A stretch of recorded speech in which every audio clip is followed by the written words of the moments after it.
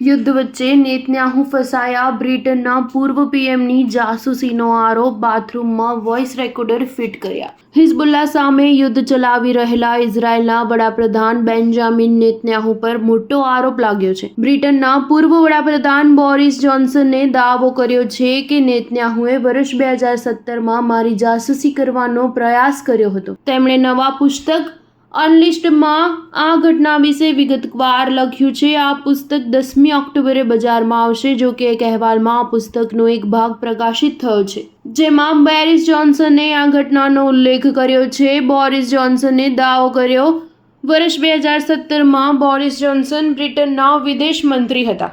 ત્યારે તેઓ ઇઝરાયેલના વડાપ્રધાન બેન્જામિન નેતન્યાહુને બ્રિટિશ વિદેશ કાર્યાલયમાં મળ્યા હતા. આ મુલાકાત દરમિયાન નેતન્યાહુએ જોન્સનના બાથરૂમનો ઉપયોગ કર્યો હતો. જ્યારે તેના સુરક્ષાકર્મીઓએ બાથરૂમની તપાસ કરી તો વોઇસ રેકોર્ડર ફિટ મળી હતી. બોરિસ જોન્સનના આ દાવા બાદ સુરક્ષા અને પ્રાઇવસી જેવા મુદ્દાઓ પર સવાલ ઊભા થયા છે. શું કોઈ દેશે અન્ય દેશોના નેતાઓના અંગત જીવનમાં આ રીતે દખલ કરવી જોઈએ?